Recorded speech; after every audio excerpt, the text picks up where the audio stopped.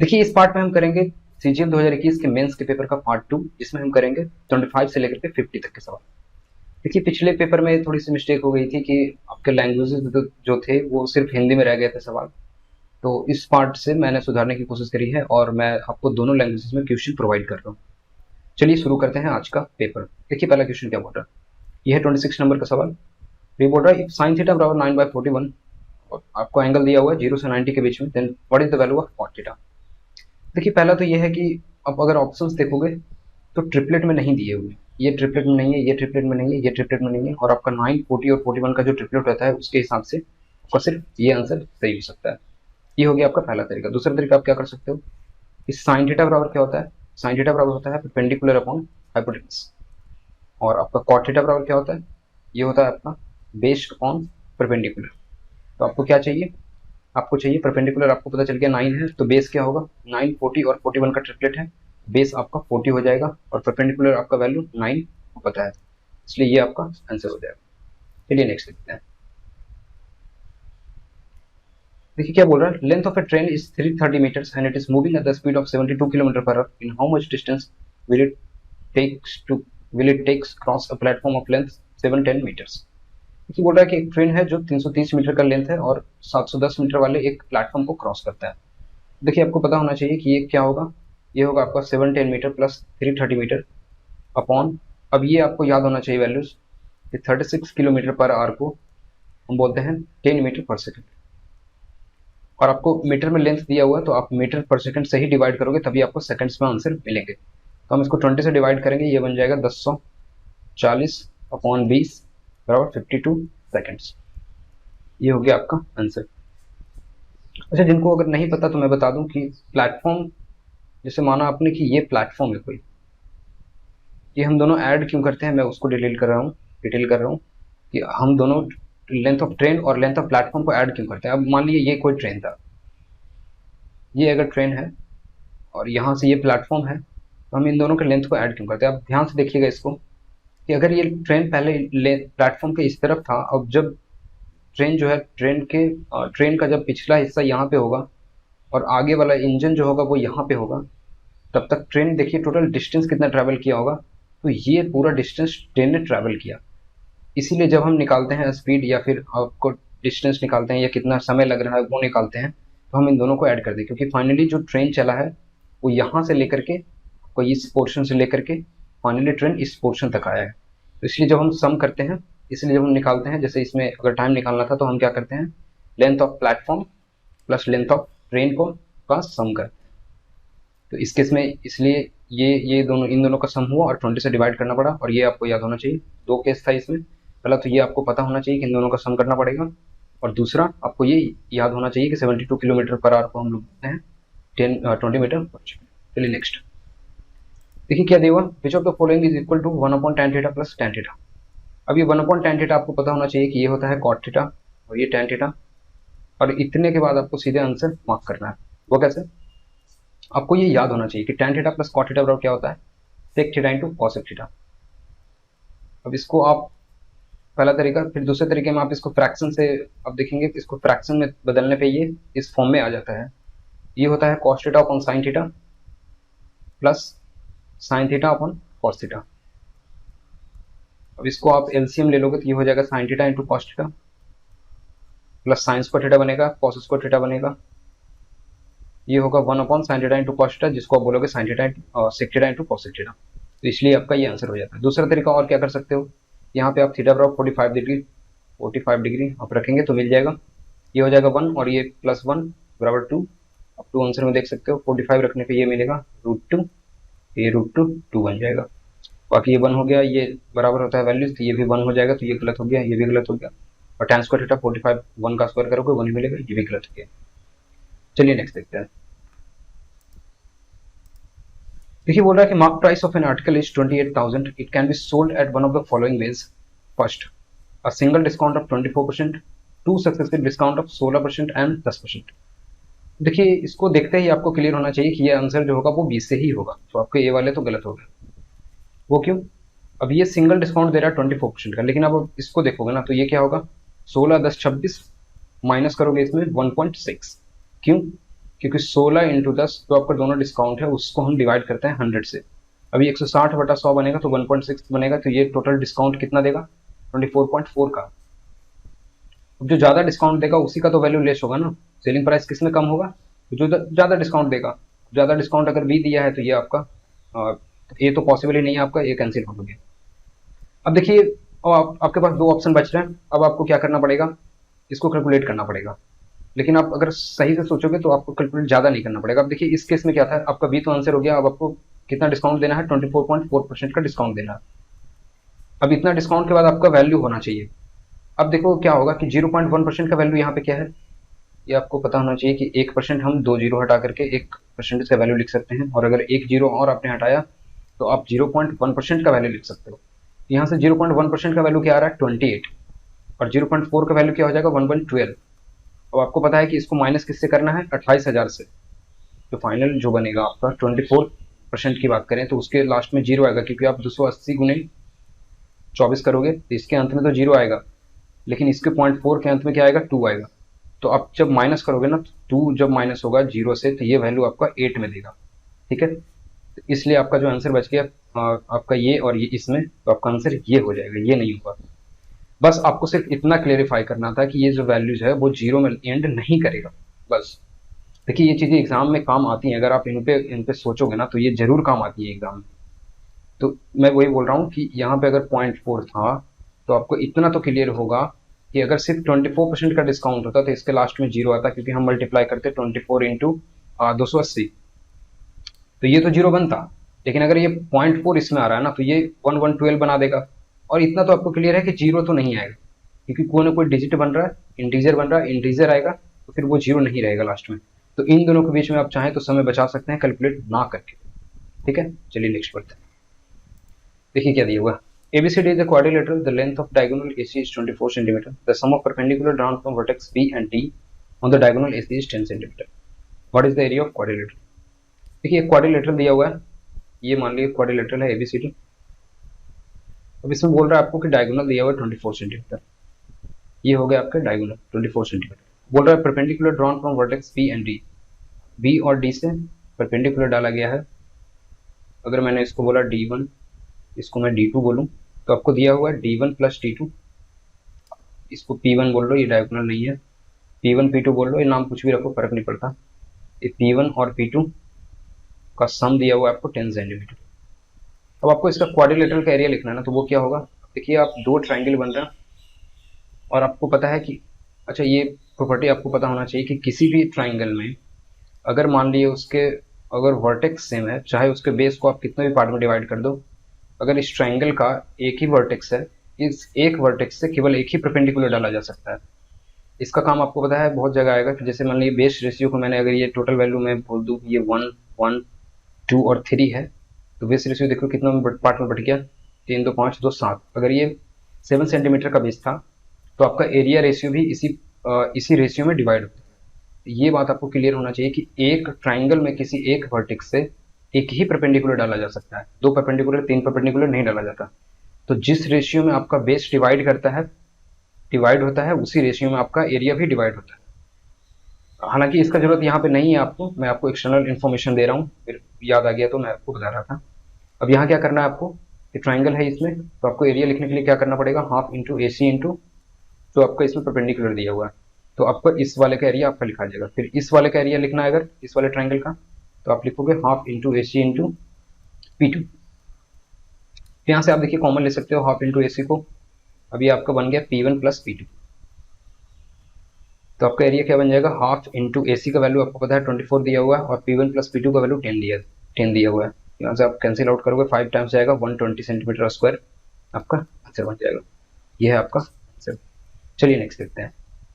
देखिए क्या बोल रहा है, A, B and C started a business with initial investment of 20,000, 25,000 and 10,000 respectively.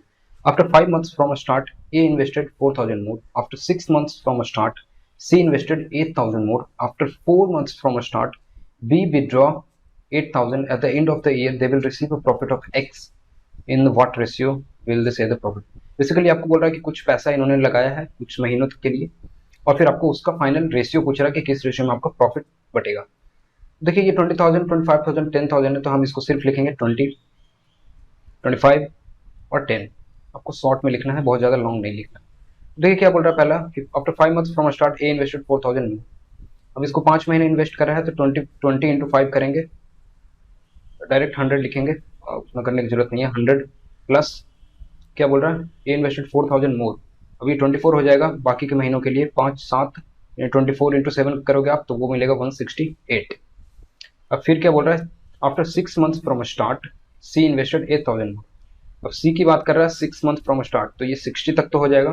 10 into 6 करोगे 60 प्लस, अब 6 महीना और है, और ये 18 के हिसाब से जाएगा क्योंकि 10 और प्लस 8, तो 18 इंटू 6 करोगे तो वो मिलेगा 108। अब इसमें क्या बोल रहा है बी के लिए, after 4 month from start, 4 month हो गया तो ये 100 हो गया। 25 इंटू 4 करोगे आप। फिर बोल रहा है कि after 4 month from start B withdraw 8,000। अब इसमें से आप 8,000 माइनस कर दो तो 17 मिलेगा। 17 इंटू कितना करना पड़ेगा 8, 17 इंटू 8 होता है 136। तो ये आपका बन गया फाइनल जो रेशियो बन रहा है इन्वेस्टमेंट का। ये कितना हो गया 268 H2, ये कितना हो गया 236, ये कितना हो गया 168। अब इसको आप देखो 4 से डिवाइड हो जाएगा क्योंकि इसके लास्ट डिजिट 4 से कट रहे हैं, इसके भी लास्ट डिजिट 4 से कट रहे हैं और इसके भी लास्ट डिजिट 4 से कट रहे हैं। तो आप यहाँ से कर सकते हो, 4 से डिवाइड करोगे तो ये कितना मिलेगा 200 यानी 50 और 17 यानी 67। ये आप डिवाइड करोगे तो 50, 200 तक आपको 4 से डिवाइड करने पे 50 मिलेगा और 36 को डिवाइड करोगे 4 से तो 9 मिलेगा यानी 59। और इसको करिएगा तो क्या मिलेगा 40, 160 प्लस 2 42। ये हो गया आपका फाइनल रेशियो 67:59:42 और ये आपका आंसर हो गया। ठीक है, तो आसान सा सवाल है, सिर्फ आपको रेशियो सही से लिखना होता है। अब इसमें एग्जाम में क्या करना है ना, आपको इसमें गलत नहीं करना है, सिर्फ आपको एक बार में ही आंसर निकालना है। अगर आप एक बार में कर पाओगे तो समय बच जाएगा, वरना मिस्टेक होगा तो फिर आपको ज्यादा समय लगेगा। देखिए क्या बोल रहा है, when an article is sold at 5% discount then there is a profit of 14%। Okay, if the discount is 11% then what will be the profit. अभी बोल रहा है कि 5% का डिस्काउंट दिया यानी 95% ऑफ एमपी, और इसके वैल्यू कितना बराबर है 114% ऑफ सीपी। अब देखो यहाँ से रेशियो मिल जाएगा एमपी अपॉन सीपी का, एमपी एस टू सीपी का रेशियो कितना मिल गया, तो आप 19 से डिवाइड करोगे 5 और 19 से ये जाएगा 6 टाइम्स में यानी 6/5। यानी अगर सीपी का वैल्यू अगर हम मान लें कि 100 था तो एमपी आपका कितना हो जाएगा 120। तो आप इस पर डिस्काउंट दो, इस पर डिस्काउंट इज 11%। 10% का डिस्काउंट 12 और 11% का डिस्काउंट यानी 1.2, यानी टोटल वैल्यू हो गया आपका डिस्काउंट जो मिलेगा वो 13.2 मिलेगा। तो आपका इस पर प्रॉफिट कितना हो जाएगा, इसमें आप डिवाइड माइनस करोगे 120 में से 13.2 तो ये बन जाएगा 6.8 और यही आपका परसेंटेज प्रॉफिट हो जाएगा। ये हो गया आपका आंसर। और इसको आप ऐसे भी लिख सकते हो कि अगर 5% का डिस्काउंट है तो 19/20 MP, क्योंकि आप डिस्काउंट किस पे दोगे तो वो मार्क प्राइस पे दोगे, और ये बराबर कितना हो रहा है 114/100 सीपी के बराबर। यहाँ से भी आप एमपी टू सीपी निकाल सकते हो। ऐसे केसेस में आपको क्या ध्यान देना है ना कि आप एमपी और सीपी का रेशियो निकालो। अगर आप रेशियो निकाल लोगे तो वहां से आप आसानी से लिख सकते हो वैल्यूज।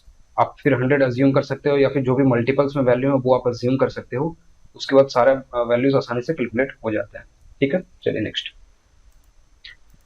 डी आई है। देखिए क्या बोल रहा है two pie charts are given below, there are 6 departments in office. Pie chart 1 shows the number of males in these 6 departments. Number of males in departments, particular departments is shown as a percentage of total number of males in these 6 departments. Okay. देखिए बोल रहा है कि जितने भी number of mails हैं वो आपको यहाँ दे रखा है। एक कोई ऑफिस है, एक ऑफिस में 6 डिपार्टमेंट है आपके, 6 डिपार्टमेंट है और 6 डिपार्टमेंट में कुल मिलाकर के जो मेल्स का नंबर है, तो मान लिए वही मेल्स का नंबर आपको डिवाइड यहाँ दे रखा है कि 18% मेल यहाँ है, 12% मेल यहाँ है और 15% मेल यहाँ है, इस तरीके से। फिर बोल रहा है pie chart 2 shows the number of females in this 6 departments. अब ऑफिस में मेल हैं और तो फीमेल भी होंगे, तो फीमेल का रेशियो आपको यहाँ दिया हुआ है परसेंटेज, इतना परसेंट फीमेल यहाँ है, इतना परसेंट फीमेल यहाँ है, इस तरीके से। Number of females in a particular department is shown as a percentage of total number. वही मैं बोल रहा था, यहाँ आपको पर्टिकुलर नंबर दिखाया हुआ है कि किस डिपार्टमेंट में कितने percent female. Total number of females in this 6 departments. Okay, अब आपको कैलकुलेट क्या करना है, difference between the number of males in B and C is 600 and the difference between the number of female in D and E is 900. What is the sum of number of female in A, B, F and the number of males in D, A? Okay, थोड़ा सा लंबा हो गया सवाल, but calculate करते हैं। क्या दिया हुआ data, difference between number of males in B and C, देखिए क्या दिया हुआ है, बी और सी यहाँ पे हो जाएगा 12% और 15%, यानी 3% का जो वैल्यू है वो क्या दे रखा है, 600 के बराबर। यहाँ से आप 1% का वैल्यू बोल सकते हो 2200, और आपका टोटल नंबर ऑफ मेल्स निकल गया। यहाँ से टोटल नंबर ऑफ मेल्स कितना हो जाएगा, टोटल नंबर क्या हो जाएगा 200, यानी आप 100 से मल्टीप्लाई करोगे तो ये 20,000 के बराबर हो जाएगा। अब क्या बोल रहा है, difference between the number of females in D and E is 900। अब डिफरेंस यहाँ से फीमेल का आप निकालिएगा डी एंड ई। अब ये 18% है, ये 15% है, तो ये 3% का वैल्यू यहाँ पे दिया हुआ है 900 के बराबर।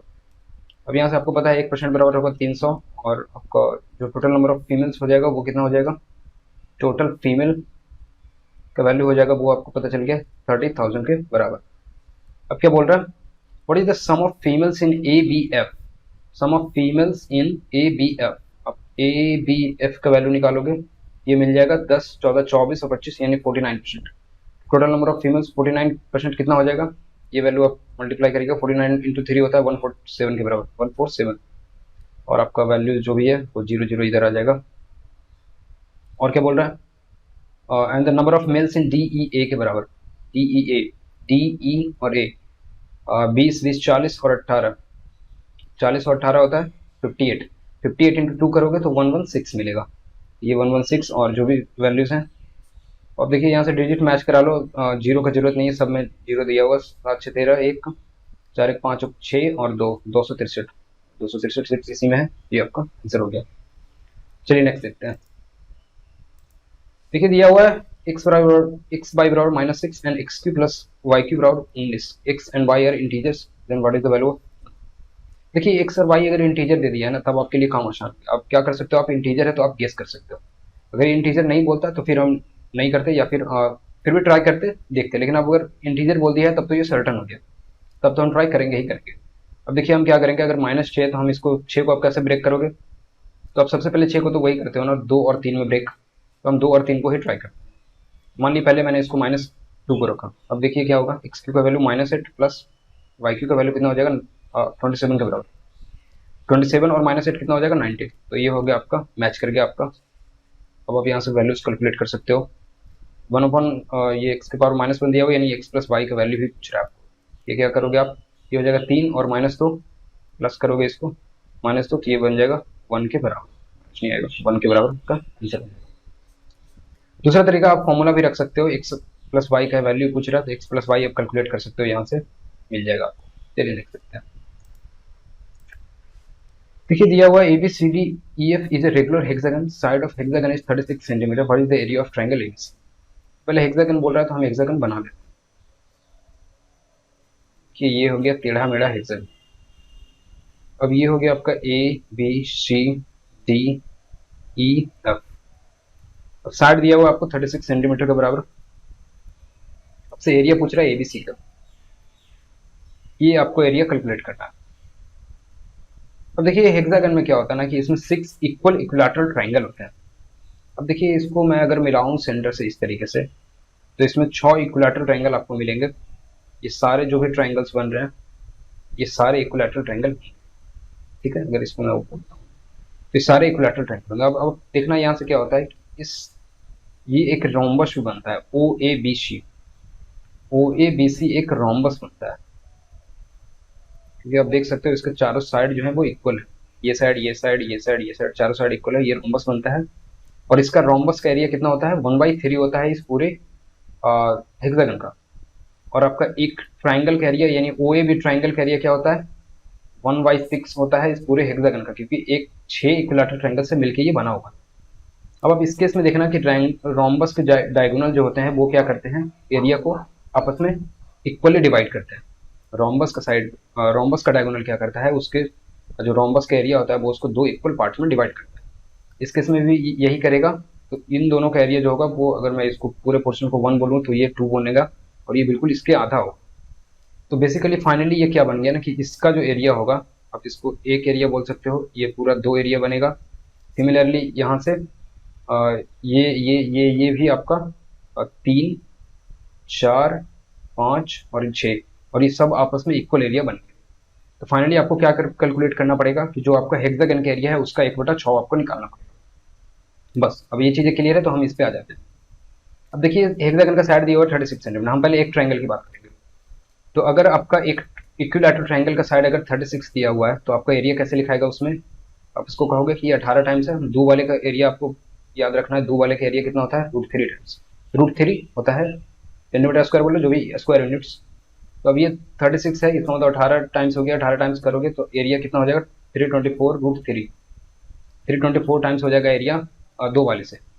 ये हो गया 323 √3 एक इक्विलैटरल ट्रायंगल का एरिया। हेक्सागन का एरिया चाहिए तो हम इसको 6 से मल्टीप्लाई करेंगे, तो हेक्सागन का एरिया कितना बनेगा 324 √3 × 6।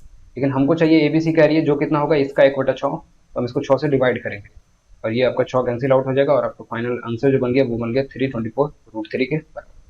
तो ये हो गया आपका आंसर। तो इस तरीके से आपको निकालना है। एरिया डिवीजन आपको पता होना चाहिए कि ये जो बनेगा वो एक ट्रायंगल के एरिया के बराबर ही होता है। ये एक रोम्बस बनेगा जो 1/3 होता है हेक्सागन का एरिया, और रोम्बस में अगर डायगोनल अगर आप ज्वाइन करोगे तो वो रोम्बस को दो इक्वल एरिया में बांटता है। तो यहाँ से ये 1/6 के बराबर हो जाएगा हेक्सागन के। चलिए नेक्स्ट देखते हैं। देखिए क्या बोल रहा है, the average age of 7 student in a class is 28 years, average age of first 3 student is 30 years, age of fourth student is 4 year less than the age of fifth student, ages of last 2 student is same, is 5 more than the average of first 3 students. देखिए ये important है आपके लिए। पहला तो हो गया कि average of first 3 student, first 3 का सम कितना हो जाएगा, फर्स्ट 3 का सम हो गया आपका 19 ईयर्स। और ये क्या बोल रहा है लास्ट 2, अब लास्ट 2 का एरिया आपको एवरेज दिया हुआ, लास्ट 2 का एवरेज क्या दिया हुआ है 5 more than the average of first 3, यानी अगर इसका 30 था तो इसका 35 हो जाएगा। तो इसमें सम कितना हो जाएगा 35 × 2 बराबर ये 70 ईयर्स। अब आपको मिल गया फोर्थ और फिफ्थ का वैल्यू कितना होगा, फोर्थ प्लस फिफ्थ का वैल्यू कितना होगा, तो ये हो जाएगा आपका पहले कितना था टोटल 28 × 7 करोगे 196 मिलेगा, 196 में से माइनस करोगे 90 + 70 160, 160 तो ये वैल्यू मिल गया आपको 36। पर इन दोनों का आपको एवरेज ही पूछ रखा है। Age of last 2 student same age 5 more than the average of, what is the average of fourth and fifth number, इसका एवरेज कितना आ जाएगा 36/2 करिएगा तो ये मिल जाएगा आपको 18। ये हो गया आपका आंसर। आसान सा सवाल है, सिर्फ आपको सम के बारे में सोचना है थोड़ा सा। चलिए नेक्स्ट। ये बोल रहा है the ratio of 3 sides of a triangle is 5, 13 and 12, what is the largest angle of triangle. अभी आपको पता है कि ये ट्रिपलेट हो गया 5 12 13 का। तो ट्रिपलेट में राइट एंगल ट्रायंगल में सबसे बड़ा एंगल क्या होता है 90 डिग्री। ये आपका आंसर हो गया। नेक्स्ट देखिए, बोल रहा है A B and C started a business with the investment of 10,000, 14,000 and 20,000 respectively. After 3 months, C left the business.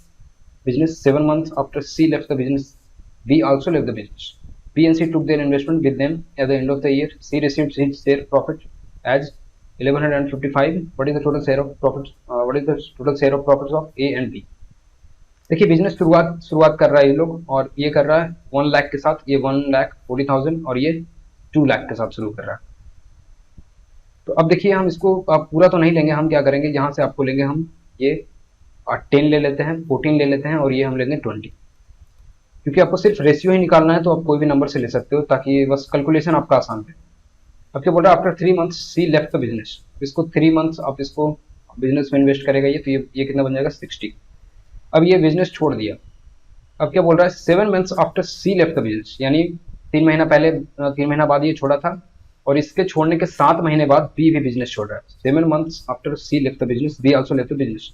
तो बी टोटल कितने महीने के बाद ये छोड़ेगा, तो ये 10 महीने के बाद छोड़ेगा। तो इसका इन्वेस्टमेंट कितना होगा 140 के बराबर।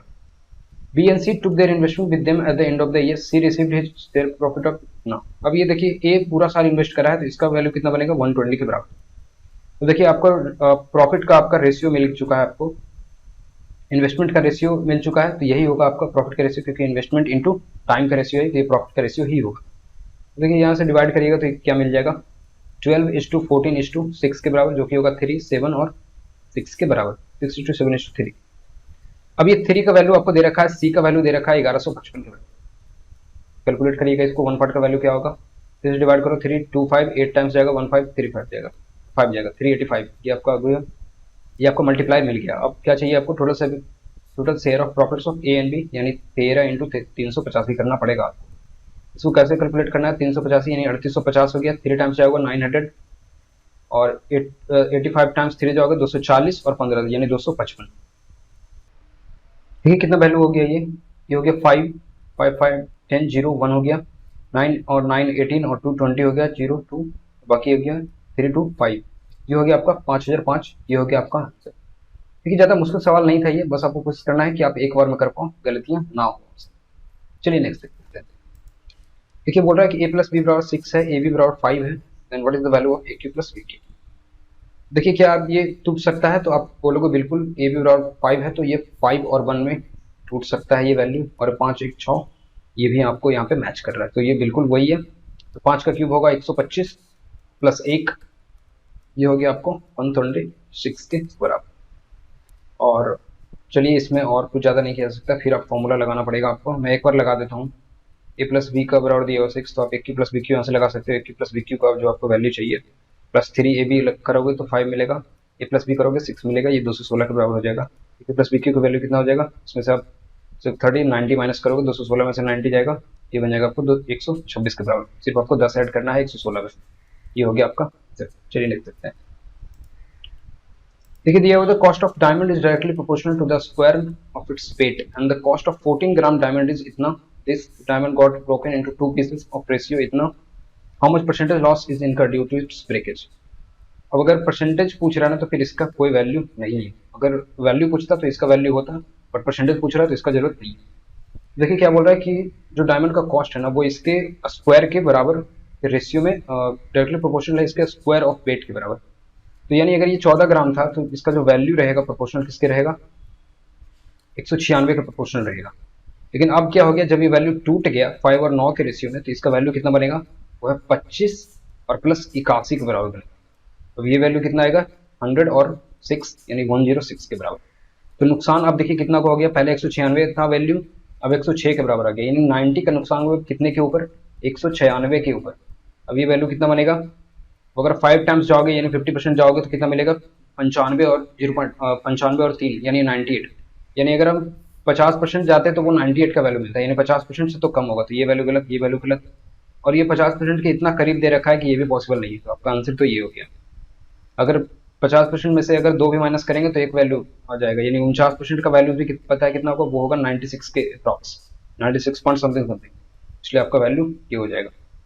थोड़ा सा आपका कैलकुलेशन में थोड़ा सा समय बचाने की कोशिश करना है, जहां पॉसिबल है वहां आप समय बचाने की कोशिश करिए। चलिए नेक्स्ट देखते हैं। बोल रहा what is the difference between the average of first 148 even positive numbers and the average of first 129 odd positive numbers. देखिए एवरेज आपको पूछ रहा है फर्स्ट 148 इवन नंबर का, तो पता होना चाहिए कि इसका क्या होता है। तो एवरेज जो होता है फर्स्ट इवन नंबर्स का, मैं करके भी दिखाता हूँ, पहले आपको बता देता हूँ, वो क्या होता है n+1 के बराबर होता है। और average of first odd number क्या होता है, ये होता है n के बराबर। अब देखिए तो इस हिसाब से आपका आंसर क्या हो जाएगा, इस केस में एवरेज कितना हो जाएगा इवन का, अगर 148 इवन नंबर है तो ये हो जाएगा 149 के बराबर एवरेज। और अगर ये फर्स्ट 129 ऑड पॉजिटिव नंबर है तो इसका एवरेज कितना होगा 129 ही रहेगा। अब इन दोनों का डिफरेंस आपको पूछ रखा है, तो 149 माइनस 129 करोगे आप तो ये आपको मिल जाएगा 20 के बराबर। तो आपका आंसर हो गया ये। अब देखिए ये n+1 और ये n होता क्यों, अगर आपको नहीं पता था तो ये आप इसको कॉपी में नोट डाउन करेंगे और आपको रिवीजन करेंगे, इसको बहुत जगह आपको काम आएगा। तो देखिए ये होता कैसे है, जैसे मैं अगर ले लूँ एग्जाम्पल फर्स्ट 3 इवन नंबर मैं लेता हूँ 2 4 और 6। अब देखिए इसमें सम कितना बन गया, 6 4 10 तो 12 यानी 12। अब डिवाइड करोगे 3 से, एवरेज कितना मिल गया 4। तो अगर मैंने फर्स्ट 3 इवन नंबर लिया था तो उसका एवरेज आया 4। अब मैं अगर 4 इवन नंबर लेता हूँ 2 4 6 8, अब देखना इसका एवरेज कितना मिलेगा, 4 2 6 6 6 12 8 20, 4 से डिवाइड करोगे तो इसका वैल्यू कितना आ गया 5। यानी फर्स्ट 4 इवन नंबर अगर मैंने लिया तो इसका एवरेज कितना मिल गया 5। फिर एक एग्जांपल और ले लो आप, मान लिए फर्स्ट 5 इवन नंबर ले लिया आपने 2 4 6 8 10। अब इसको देखना क्या होगा, 6 4 10 2 12 8 20 और 10 30। 30 को आप 5 से डिवाइड करोगे तो ये वैल्यू मिलेगा 6। यानी फर्स्ट 5 इवन नंबर लिया तो उसका एवरेज कितना आ गया 6। तो यहाँ से जनरल टर्म बन जाता है कि आपका जो एवरेज होता है वो होता है n+1 के बराबर। और आपको अगर सम चाहिए तो आप इसमें n से मल्टीप्लाई कर सकते हो, और ये सम क्या हो जाएगा n इंटू n+1। और सिमिलरली अगर मैं ऑड केस की बात करूं, थोड़ा सा इसको इरेज कर देता हूं, अगर मैं सिमिलरली ऑड केस की बात करूं, जैसे मैंने फर्स्ट 3 ऑड नंबर लिया तो ये क्या होगा 1 3 5। अब इनका एवरेज देखिएगा क्या होगा 9 9 डिवाइडेड बाई 3 बराबर 3। तो अब जितना ऑड नंबर लोगे ना, यहाँ मैंने 3 ऑड नंबर लिया तो एवरेज क्या मिला 3। अब मैं इसको 4 ऑड नंबर लेता हूँ पहले से। अब सम आपका 135, इसके बाद 7 आप ऐड करोगे तो वो हो जाएगा 16, 4 से डिवाइड करोगे तो वो मिलेगा 4, यानी 4 ऑड नंबर लिया, फर्स्ट 4 ऑड नंबर लिया तो उसका जो एवरेज आएगा वो 4 ही आएगा। इसलिए इसका जो सम बनता है वो n इंटू एन बनता है, यानी n स्क्वायर। यानी आपको अगर बोले कि एवरेज आपको निकालना है sum of first odd number, sum of first n odd number, तो वो आपका सम होगा n स्क्वायर के बराबर। और सम ऑफ बोले कि sum of first n even number, तो वो हो जाएगा आपका n into N plus one. Average पूछे तो n प्लस वन, और ऑड नंबर को पूछे average, first n odd number का एवरेज, तो वो होगा n के बराबर। आप इसको कॉपी में नोट डाउन करिएगा, थोड़ा एग्जाम्पल के साथ लिखिएगा ताकि आप रिवीजन करें तो आपको याद हो सके। चलिए नेक्स्ट देखते हैं। ये नंबर आ गया 42। Raju spends 10% and 20% of his income on transport and food respectively. He has spent 30% of the income, 30% of the remaining income. ये important line है यहाँ पे, remaining income on the clothing. He saves rest of his income. If his saving is 26,460, then what will be the total expenditure on food and clothing together? देखिए ये खर्चा कहाँ कर रहा है, 10% कर रहा है आपका, ये इसका 10% का खर्च आ रहा है ट्रांसपोर्ट के ऊपर, 20% का खर्च आ रहा है इसको फूड के ऊपर। फिर बोल रहा है आप बच कितने गए, 30% आपने निकाल दिया तो बच गया 70%। अब क्या बोल रहा है कि रिमेनिंग का 30%, यानी इसका 30%, यानी 21% कहाँ खर्च कर रहा है, ये कर रहा है क्लॉथिंग के ऊपर। ये परसेंटेज में है सारी वैल्यू। अब बोल रहा है कि इफ इट सेविंग इज इतना, then what will be the total expenditure of food and clothing together. देखिए क्या होगा, इसका सेविंग कितना हो गया, 20 प्लस 21 यानी 41 और प्लस 10 यानी 51% इसका खर्च हो जा रहा है, यानी 49% वैल्यू बच रहा है। 49 का वैल्यू आपको दे रखा है 26,460 के बराबर। इसको कैलकुलेट करिएगा, 4 मरते में ले जाओ इसको, और 4 मरते में 196, यानी 5 बार ले जाना पड़ेगा। 250 में 505 कमेगा, 245 के बराबर होगा ये। अब इसको अब डिवाइड सब्सट्रैक्ट कर लो, 9 और 14 में से 5 जाएगा, 9 5 में से 4 गया 1 और ये बन गया 6, यानी 54, यानी 54 540 1% का वैल्यू हो गया। यानी टोटल जो रहा होगा इसके पास मनी वो कितना रहा होगा, 54,000। ये है इसका total income. What will be the total expenditure on food and clothing. Food पे इसने 20% खर्च करा था और क्लॉथिंग पे करा है इसने 21% का, यानी 41 का आपको वैल्यू चाहिए। यानी आपको करना पड़ेगा 540 गुना 41। अब इसको आप कर लो 54 गुना 41 से भी काम चल जाएगा। ये आपको 54 गुना 41 में आपको बताया था कल इसके पिछले वाले वीडियो में कि जो 2 डिजिट का नंबर होता है उसको हम डायरेक्टली कर सकते हैं। ये कैसे होता है, तो आप लास्ट वाले को मल्टीप्लाई करो 4 इंटू 4 करोगे 16 मिलेगा, 5 इंटू 1 करोगे 21 मिलेगा जोड़ करके। ये हो गया 1 2 रह गया इन हैंड आपका, 5 4 20 और 2 2200, यानी 2214 और एक जीरो है। इस तरीके से देखिए आप कैलकुलेशन जरूर ट्राई करिएगा, कैलकुलेशन फास्ट होना बहुत ज्यादा इंपॉर्टेंट है। नेक्स्ट देखिए, बोल रहा विच fraction among the following is the least. सबसे छोटा फ्रैक्शन कौन सा है। अब देखिए ये क्या दिया हुआ है, 5/11 है, ओके, ये 50% से कम है, क्योंकि 5.5 रहता तो ये 50% का वैल्यू बनता। अब ये कितना दिया हुआ है, 12 है तो 6 रहता तो ये 50% बनता, यानी 50% से प्लस हो गया। ये वैल्यू 6.5 पे 50% होता, 60% से प्लस हो गया। ये वैल्यू अगर 8.5 होता तो ही ये 60% 50% होता, यानी 50% से ये भी प्लस हो गया। तो अपना लिस्ट वैल्यू तो हो गया 5/11। और इसको देखिए लोग एक तरीके से और कंपेयर करते हैं, मैं आपको बताता हूँ। जैसे ये अब कोई 2 डिजिट का कोई और नंबर रहता तो हम ऐसे भी कर सकते हैं, इसको क्रॉस मल्टीप्लिकेशन किया जाता है। ये होता है 60 और 77। अब जो वैल्यू नंबर बड़ा आया वो आपका बड़ा वैल्यू होगा, तो इस केस में ये बड़ा वैल्यू होता। लेकिन मैं आपको बताना चाहता हूँ कि ये आता कैसे है। जैसे 5/11 था और आप कंपेयर करो 7/12, तो बेसिकली हम क्या करते हैं ना कि इसके डिनोमिनेटर को सेम करते हैं।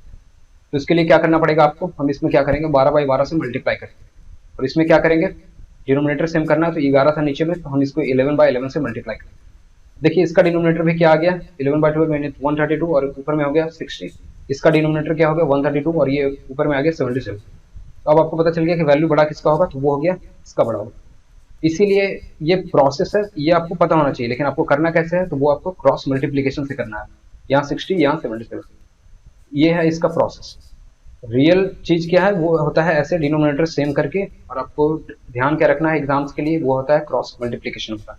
ठीक है, मैंने आपको बताने की कोशिश करा कि ये ऐसे होता क्यों। चलिए नेक्स्ट देखिए क्या बोल रहा है, A alone can do a work in 14 days, B alone can do the same work in 28 days, C alone can do the same work in 56 days. They start the work together and completed the work such that B was not working on last 2 days and A did not work in last 3 days.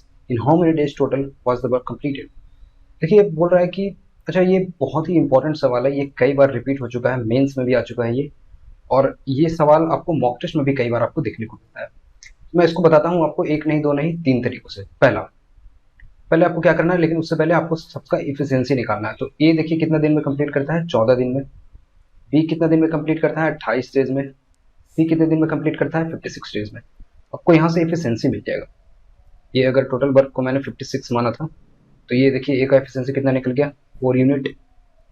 4 unit. B का कितना निकल गया, 2 unit. और सी का कितना निकल गया, 1 unit के बराबर।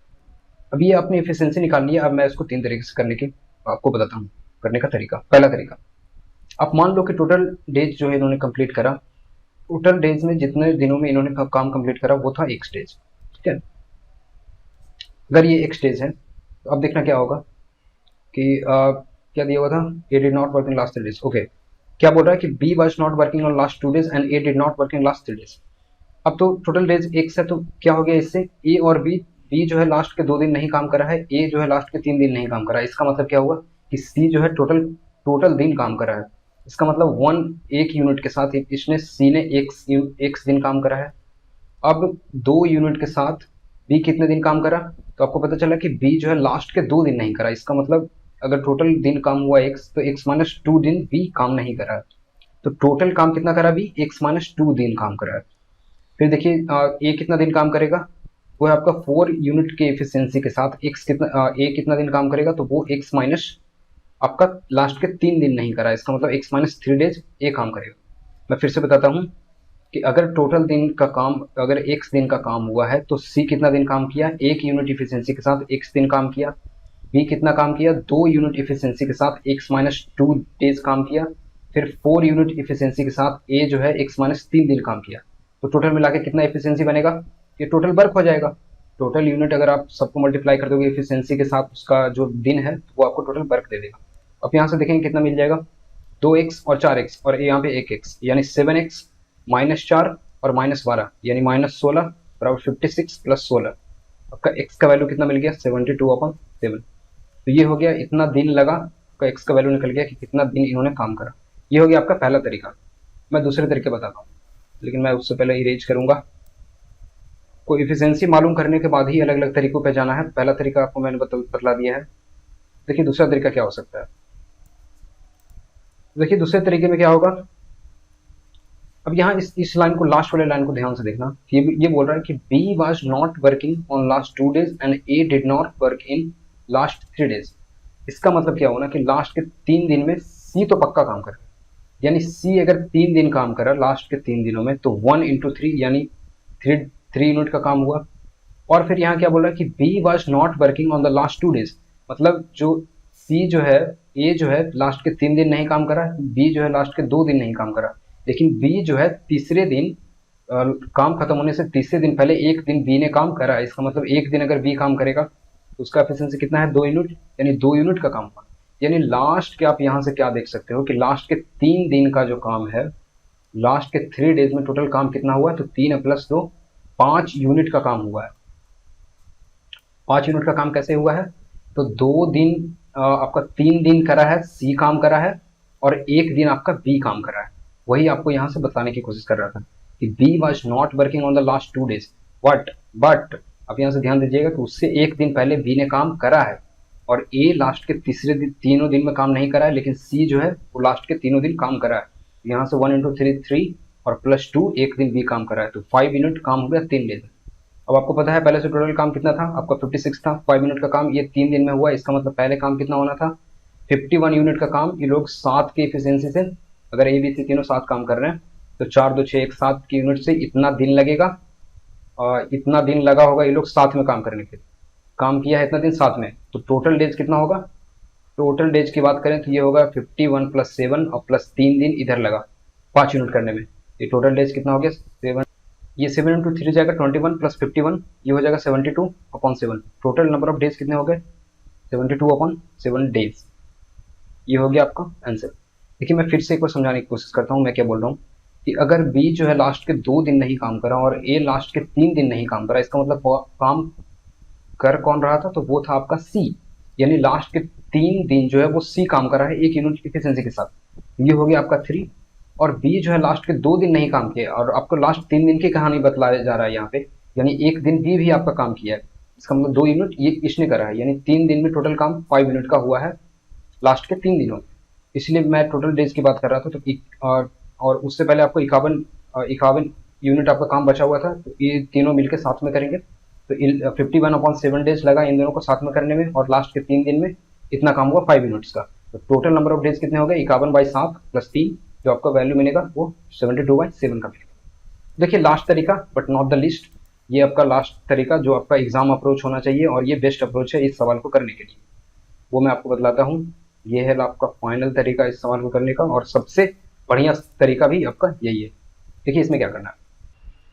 अब देखिए तीसरा तरीका क्या है। तीसरा तरीका ये है ना कि जिसने काम नहीं करा है हम उनको कराएंगे। देखिए तीसरा तरीका क्या हो सकता है, जैसे बी ने 2 दिन लास्ट काम नहीं करा है, तो बी आपको पता है कि टोटल वर्क तो समाप्त हुआ ही हुआ है। अब बी अगर लास्ट के 2 दिन कर लेता तो कितना यूनिट काम करता, 4 यूनिट का काम करता 2 की एफिशिएंसी के साथ। ए अगर लास्ट के 3 दिन काम करता तो कितना करता, 4 × 3 करता, और टोटल वर्क कितना हो जाता, 72 यूनिट का। अगर अगर ए और बी और सी तीनों साथ में अगर काम कर रहे होते पूरा दिन, अगर ए बी सी तीनों साथ में मिलकर अगर काम कर रहे होते पूरा दिन, तो 72 यूनिट का काम खत्म हो गया होता। और चूंकि ये लोग तीनों साथ में बराबर दिन कर रहा है, तो कितना समय लगता, तो आप यूनिट डिवाइड करोगे। अगर एक दिन का काम आपको पता है कि 4 यूनिट 2 यूनिट और 1 यूनिट करता है एबीसी, तो एबीसी तीनों एक साथ करेगा तो वो 7 यूनिट काम करेगा। तो 72 यूनिट का काम हुआ है, और 7 यूनिट इसका करने का जो है रफ्तार है 7 यूनिट पर डे, तो टाइम कितना लगेगा, तो वो है 72/7 डेज।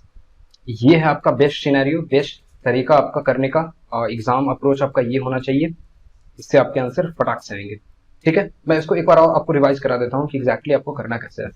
जैसे ही आपके एग्जाम में सवाल आया, आप क्या देखोगे कि बी जो है लास्ट के 2 दिन नहीं करा, आपको पहले एफिशिएंसी निकाल लेना है और आपका टोटल वर्क पता होना चाहिए। तो टोटल वर्क आपको पता है कि 56 तो होना ही होना है।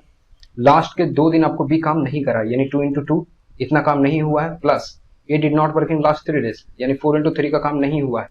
लेकिन आपको पता है कि करता तो इतना समय लगता। अगर साथ में काम कर रहा होता, अगर डेली काम कर लिया होता, तो 7 की यूनिट के एफिशिएंसी के साथ, तो इतना दिन में काम खत्म हो जाता। इसलिए आपका ये आंसर यहाँ से 72/7 आएगा। तो ये है आपका थर्ड और लास्ट तरीका जो आपको सबसे बेहतर, और ये आपका एग्जाम अप्रोच भी होना चाहिए। ठीक है, चलते हैं नेक्स्ट। देखिए क्या बोल रहा है, the height of A solid cylinder is 35 centimetre, the circumference of its base is 37 centimetre more than the radius. अब देखिए ये बात, ये देखते ही मेरे को पता चल गया कि रेडियस और आपका पेरीमीटर क्या है।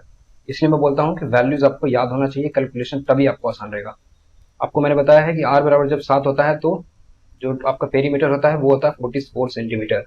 क्या ये यही वैल्यू नहीं दे रखा है कि रेडियस से 37 सेंटीमीटर ज्यादा है सर्कमफेरेंस। इसलिए मैं बोलता हूँ आपको ये चीजें याद रखना बहुत जरूरी है। वैसे मैं एक कैलकुलेशन का वीडियो जल्दी लाऊंगा और उसमें आपको सारे एस्पेक्ट बताऊंगा कि किस तरीके से कैलकुलेशन आपको इंप्रूव करना है, चैप्टर वाइज कैसे इंप्रूव होगा कैलकुलेशन, किस चैप्टर के लिए आपको क्या क्या चीजें याद रखना है ताकि आपका कैलकुलेशन इंप्रूव हो। मैं जल्दी लाने की कोशिश करूंगा। अभी आप सवाल पर फोकस करिए। r बराबर आपको यहाँ से ये डेटा देखते ही आपको पता होना चाहिए। फिर आपको ये डेटा मान लीजिए 74 दे देगा, तो उस केस में क्या होगा, r बराबर 14 होगा और ये आपका 18 हो जाएगा, 88 हो जाएगा, 88 सेंटीमीटर। उस केस में इसको डबल करेगा। ठीक है, चलिए यहाँ पे फोकस करते हैं। What will be the volume of the cylinder. आपको पता चल गया, हाइट पता चल गया है, रेडियस पता चल गया, तो आप निकाल लो पाई_h। पाई_h में भी निकालने में आपको समय बचाना चाहिए। पाई² आपको पता है कि 154 होता है 7 वाले का, h क्या दिया हुआ 35 सेंटीमीटर। इसको कैलकुलेट करिएगा 150। देखिए ऑप्शन में क्लोजेस्ट तो है, लेकिन ये ऑप्शन बड़ा वाला है।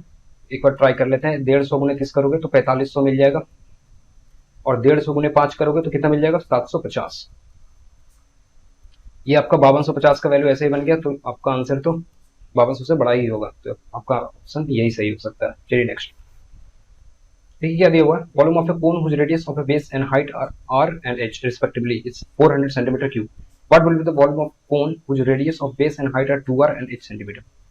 देखिए सिंपल सी बात कर रहा है कि यहाँ r और h था, और रेडियस और हाइट, और यहाँ क्या किया 2r और h कर दिया। अब वॉल्यूम है तो आपको पता है इसका स्क्वायर करना पड़ेगा, ये r² h होता है, और ये इसका स्क्वायर करना पड़ेगा। तो इस वाले केस में क्या बनेगा, 4r² into h, और ये r² h, यानी जो वॉल्यूम यहाँ पे जो भी रहा होगा उससे सिर्फ ये 4 गुना ज्यादा हो जाएगा।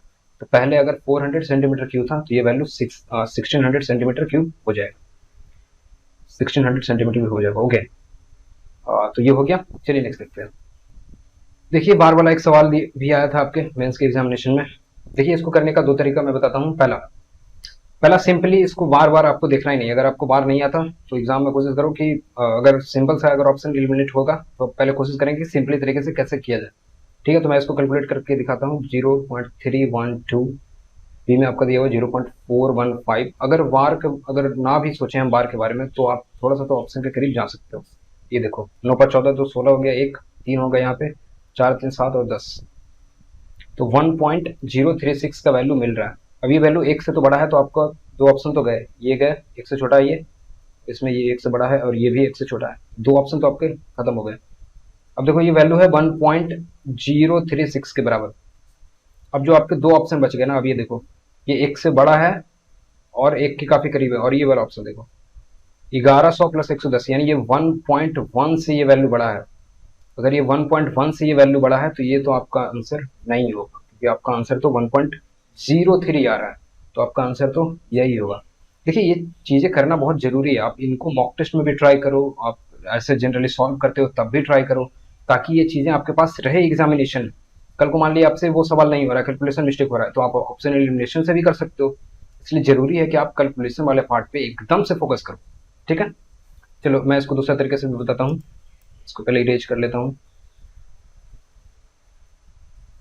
देखिए इसको दूसरे तरीके से बार वाले बार आपको हटा के कैसे बनाना है, ये देखिए अभी बार वाला है तो आपको ये इसको सिंपली कैलकुलेट भी करना है, तो आप ऐसा करोगे 0.312 पे बार है तो 12 अब 6 डिजिट तक इसको लेके जाइएगा ताकि आपको गलत ना हो ये। ठीक है, फिर है 0.415 पे बार है तो 1515, फिर 0.30 सिर्फ 9 के ऊपर वाला है तो 99999 जाएगा ये। ठीक है, आप इसको कैलकुलेट करिएगा। 5 2 7 16 हो गया, एक हो गया, 3 2 एक हो गया, 3 5 8 17 एक हो गया, फिर 3 और 9 12 दो हो गया, एक हो गया, 7 1 8 9 17 एक हो गया, 3 और ये 10 यानी 1.03। तो आपका फाइनल वैल्यू क्या बन रहा है 1.0372 के ऊपर बार। ये हो गया आपका फाइनल आंसर। लेकिन इसको फ्रैक्शन के टर्म्स में कन्वर्ट करना है तो हम कन्वर्ट कर सकते हैं। ये क्या होगा आपको पता है कि दशमलव वाले जिस पे वार नहीं है उसको आपको माइनस करना पड़ेगा। तो 103 में से आप माइनस करोगे 103 और बटा में क्या लिखोगे, जितने के ऊपर बार है उतने 9 और दशमलव के बाद जितने के ऊपर बार नहीं है उतने आपको 0 डालने पड़ेंगे। तो ये वैल्यू क्या मिल रहा है, आप इसमें माइनस करोगे 103 माइनस करोगे 272 में से 3 जाएगा 10 269 बच जाएगा, ये 269 और ये बटा में 99 100। अब देखिए 9 से डिवाइड करिएगा क्योंकि आपके डिनोमिनेटर में 1100 है, 9 से डिवाइड करिएगा, 9 से देखिए ये जाएगा 1 टाइम्स, 1 2 बचेगा, 1 टाइम जाएगा, 3 6 जाएगा 4 टाइम्स और ये 1 टाइम जाएगा और नीचे में कितना हो जाएगा 1100। तो ये हो जाएगा आपका आंसर। ठीक है, तो आप इसको दो तरीके से कर सकते थे। पहला आप इसको जनरल आप इसको मानो ही ना कि इसके पीछे बार है, और दूसरा आप इसको बार से हटा करके भी कर सकते थे। चलिए नेक्स्ट देखते हैं। अच्छा इस वाले केस में क्या है ना कि इसमें सबसे पहले आपको क्या करना है कि आपको दशमलव हटा देना ताकि आपका दिमाग से जो है वो दशमलव का डर हट जाए।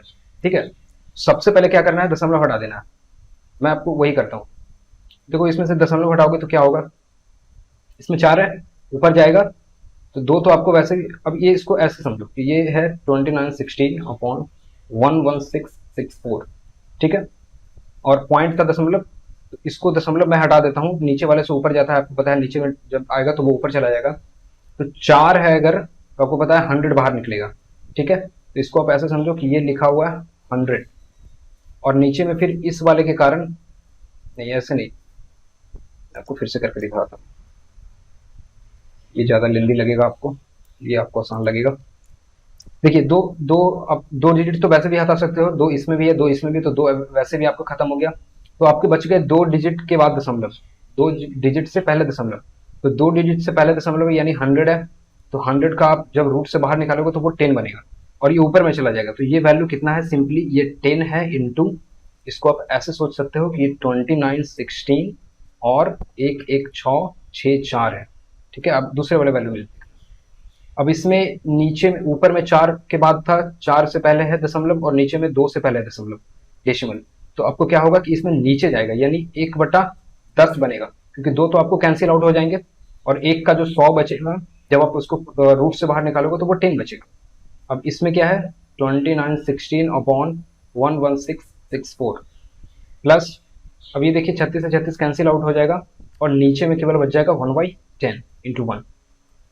अब ये 2916 का देखिएगा आप, ये 4 टाइम्स का मल्टीपल है, 29 चौके 116 होता है और 16 इंटू 4 64 होता है, तो ये 1/4 है, यानी 10 और 1/4 का रूट निकालोगे तो 2 बाहर आएगा, प्लस ये 1/10 हो जाएगा और ये 1/4 यानी 1/2 और मल्टीप्लाई होगा इसमें, प्लस 1/10 ही रह जाएगा, यानी फाइनल वैल्यू क्या बन गया आपका 5 प्लस 1/10 प्लस 1/20।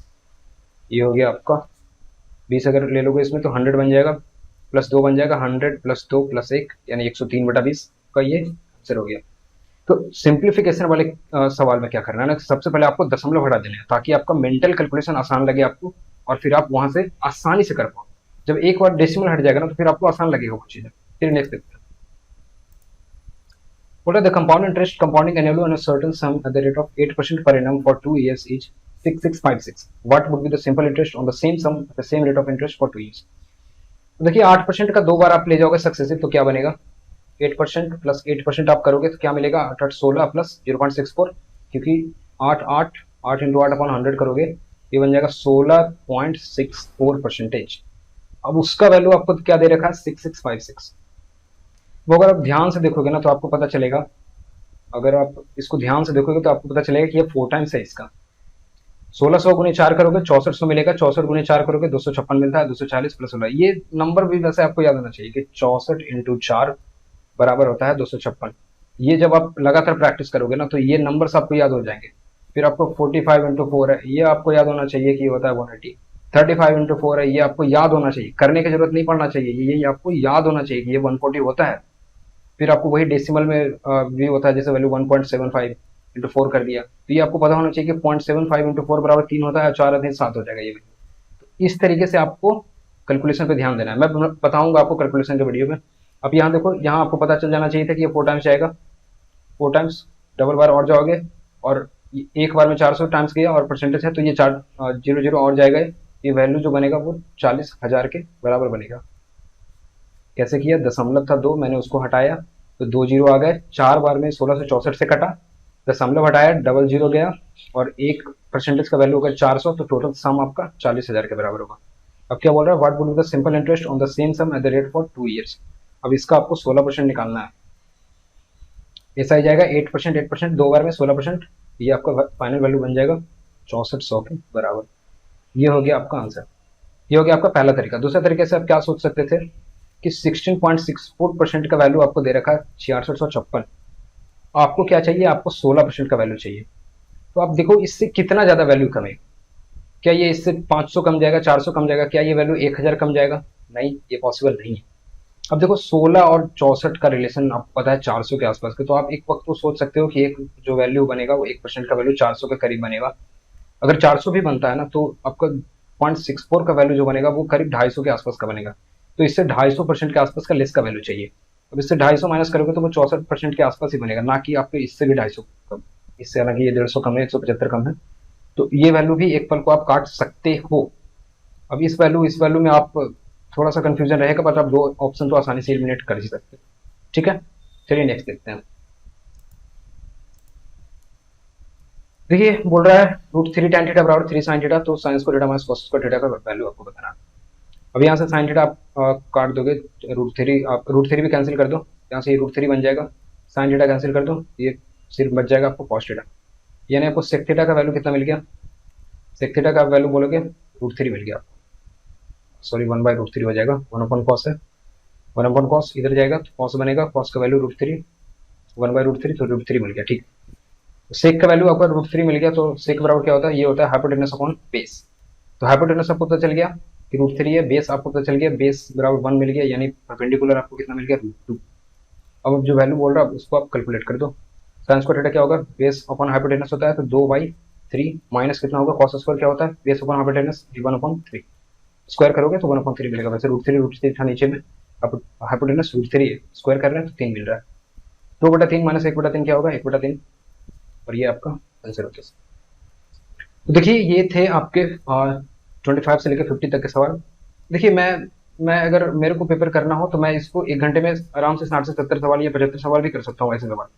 लेकिन मैं आपको ये 25 सवाल में 1 घंटा क्यों लगा रहा हूँ, ताकि मैं आपको पूरा एस्पेक्ट समझा सकूँ, कैलकुलेशन आपको समझा सकूँ, जो मल्टीपल अप्रोचेज हो सकते हैं वो मैं आपको समझा सकूँ, इसलिए ये वीडियो लंबे होते हैं। तो आप इसको आराम से देखिए, और जो नए चीजें लगते हैं आपको कैलकुलेशन में, जहां से इंप्रूवमेंट आपको लगता है कि इंप्रूवमेंट हो सकता है, आप उसको इनकारपोरेट करें अपनी तैयारी में। इससे आपको बहुत ज्यादा मदद मिलेगा। चलिए फिर मिलते हैं आगे के वीडियोज में। Thanks for watching.